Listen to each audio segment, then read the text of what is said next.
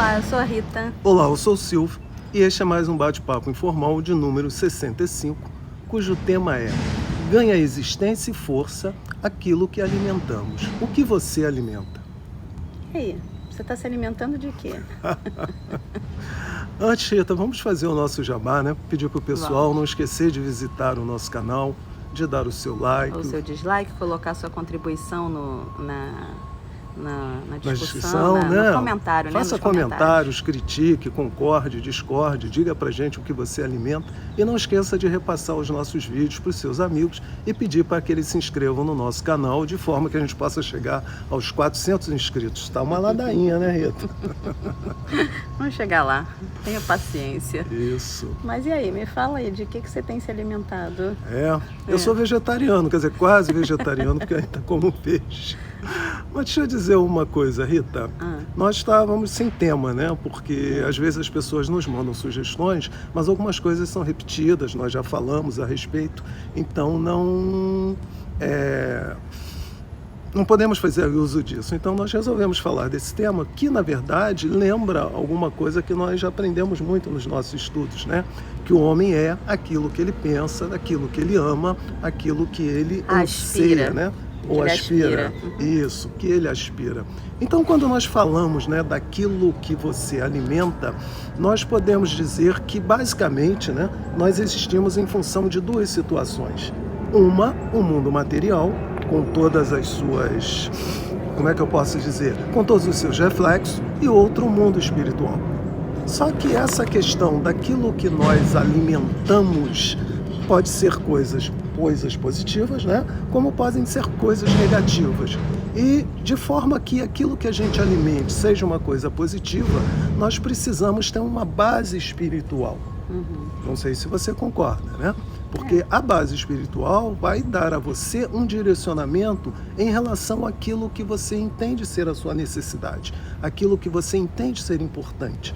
Porque não adianta nós conquistarmos o mundo se nós não tivermos uma ética, se nós não tivermos uma moral. Não adianta nós conquistarmos o mundo se nós não formos providos de afeto, né? Porque no fundo, todos nós queremos o quê? Afeto, né? Um determinado sonho, e esse afeto e esse sonho se consolidam de novo com uma base espiritual, com uma crença de que você pertence a algo maior, com uma crença na existência de um Deus, de um Alá, de um Brahma, não importa. A gente podia até mudar, em vez de falar de crença, né, na certeza, né? Na certeza dessa verdade universal, não é? Porque quando a gente fala às vezes em crença, a gente tem às vezes um pensamento um pouco diferente, né? Como assim? Então, é que nós temos que ter a certeza das leis naturais, né, das leis universais, e tendo essa convicção, acreditando, tendo essa fidelidade, né, que é acreditar na verdade, né, do que Deus nos coloca, né? É isso que faz com que nós tenhamos talvez uma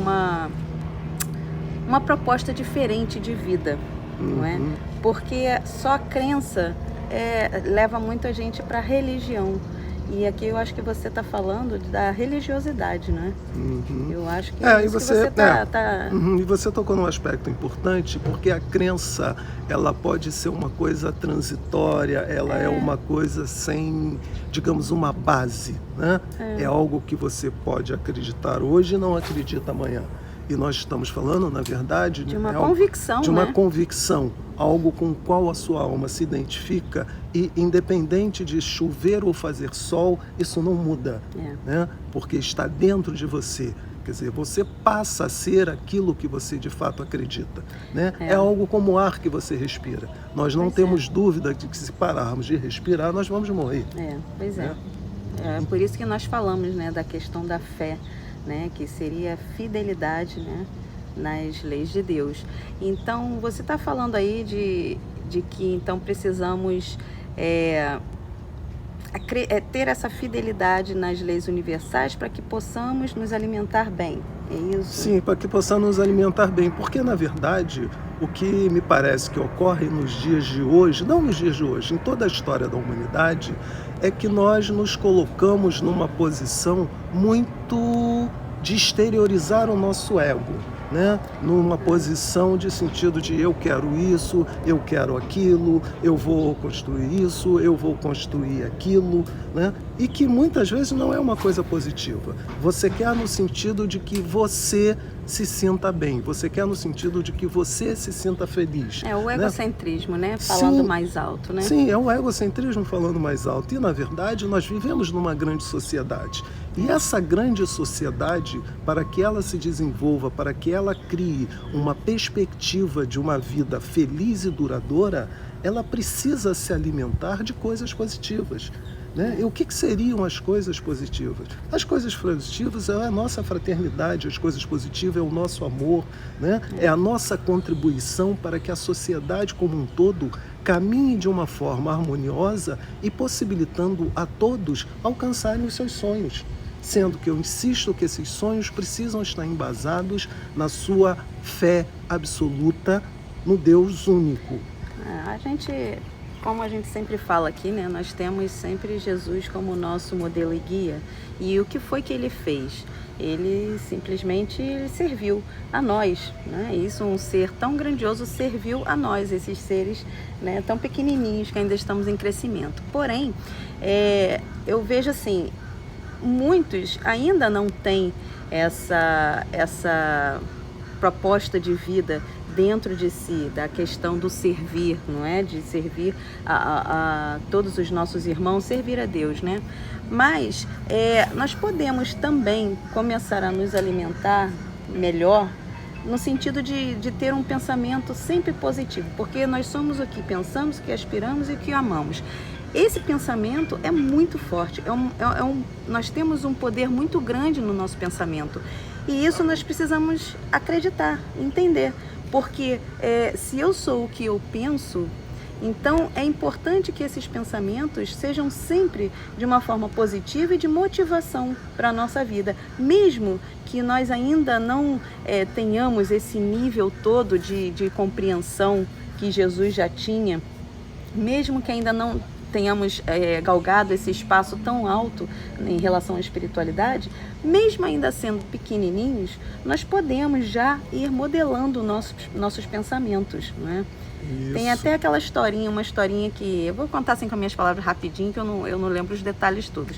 Mas a história daquelas duas pessoas que estavam no hospital internada, dois senhores, e um ficava do lado da janela e o outro, né, no outro canto. Então o que estava na janela, ele sempre falava, né, mas aqui é tão lindo, esse campo florido, olha, tem flor nova lá no campo, e os pássaros vêm e visitam as flores, e ele via coisas muito lindas, né? E o outro só reclamava de estar ali naquele hospital, que vida chata, que coisa horrível, eu não aguento mais aqui, esse lugar é horrível. E aí o que estava na janela desencarnou, e o outro, né, que ficava ouvindo as coisas lindas que ele via pela janela, pediu para ficar na cama do que tinha desencarnado. Quando ele chegou lá, que ele olhou pela janela, o que ele viu foi um paredão. Ou seja, tudo que aquele outro senhor via era o quê? Eram frutos da imaginação dele, ou o quê? Devaneios, né? Bons pensamentos, porque da forma como ele via as coisas, né? Dentro, ele mesmo criava, né? Aquele cenário todo. Aquela atmosfera toda, e criando aquilo, ele gerava, né, uma motivação tanto interior, né? Tanto dele mesmo, quanto motivava também o outro senhorzinho, que resmungava de tudo, mas você vê que surtiu um efeito, porque ele ficou tão curioso, querendo tanto aquilo, né, que pediu para se mudar para a cama do que já tinha desencarnado. Então, isso assim, é muito simples, é um exemplo muito simples do que pode ser o nosso pensamento. E a gente leu agora há pouco Formas de Pensamento, do Leadbeater e a Ana Bessan, né? E ele fala muito sobre isso, que o pensamento tem forma. E no livro, inclusive, tem, né, mostra ali as figuras de vários pensamentos e como modifica o pensamento de acordo com, né, o que você está sentindo. Então, nosso pensamento é super poderoso e nós precisamos realmente entender isso para que nós possamos nos modificar a nossa forma de pensar. Então, sempre com um pensamento de motivação para a vida, né? Sempre de crescimento, isso é muito importante. E isso vai refletir também na nossa aura, em tudo, em tudo. E sempre que o pensamento é bom e justo, o universo nos auxilia, né? Sim, o universo conspira a nosso favor, né? E voltando à questão do nosso modelo, no caso Jesus, Jesus foi um campeão de virtudes. Ter Jesus como modelo é exatamente tomarmos a consciência de que precisamos cultivar em nós as virtudes, né? Aquilo que é bom, aquilo que é belo, aquilo que é justo. Bom, belo e justo para todos, não somente para si. Porque quando o si é o centro, voltamos novamente para o egoísmo e aquilo que a gente alimenta tende a não ser bom. É isso mesmo. É isso? Temos que ter sempre esses bons pensamentos motivadores, porque isso vai refletir muito, né, em nós mesmos e nós vamos até atingir o outro também. Pensar e agir, né? Pensar e agir com virtude. É evidente que nós não somos santos, é evidente que nós não estamos no céu. Mas sermos santos e irmos para o céu, né? O céu dos nossos sentimentos, o céu da nossa imaginação, é algo que depende só da gente, né? Isso aí também da questão do pensamento me lembra muito também a questão do orar, né? Inclusive tem um capítulo sobre orar no livro dos Adventos Críticos, onde diz, né, que orar é abrir a boca. E o que seria esse orar é abrir a boca?